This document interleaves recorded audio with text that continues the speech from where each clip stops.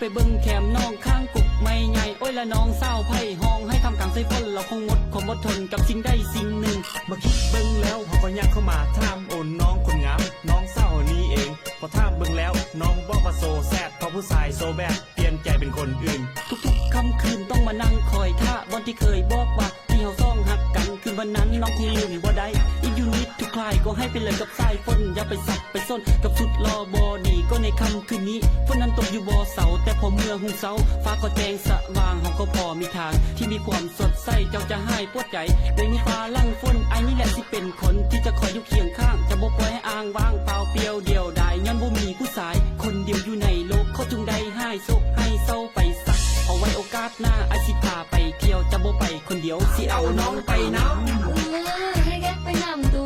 ไปก็ไปพอเจ้าคอยทุ่มเทหักเจ้าเพื่อเสริมพลังหักเฮาแต่เจ้านั้นมาเปลี่ยนไปเจ็บ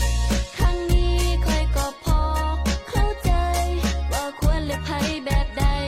เพื่อได้คนดีมาเป็นแฟนเดือนมังกรอากาศบ่ฮ้อนดังที่คิดเพราะมันเย็นสนิทเน่าจิตเน่าใจไอสิพาน้องไปเลาะลิ้นนำซองไปกันซ่องไอ้น้องเที่ยวทำจังโอ้ยนี่ฮอดฝรั่งเที่ยวลิ้นดังเพลินใจแต่พอเลี้ยวขึ้นไปแง่น้องสมป่าโอ้ยนั่นแฟนน้องเฮานี่ว่ามาพร้อมกับผู้สาวเบื้องหน้าก็เข้าหุ่นงามและเซ็กซี่ถ้าน้องเห็นคราวนี้คงจะซ้ำเต็มทีบ่ดี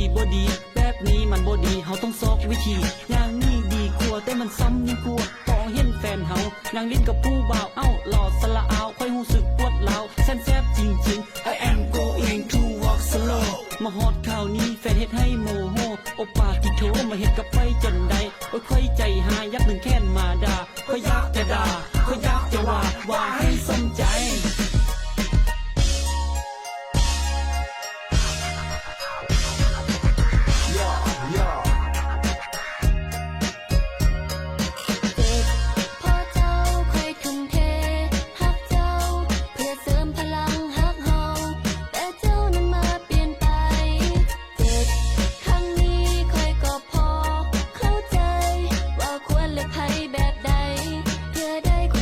เป็นแฟ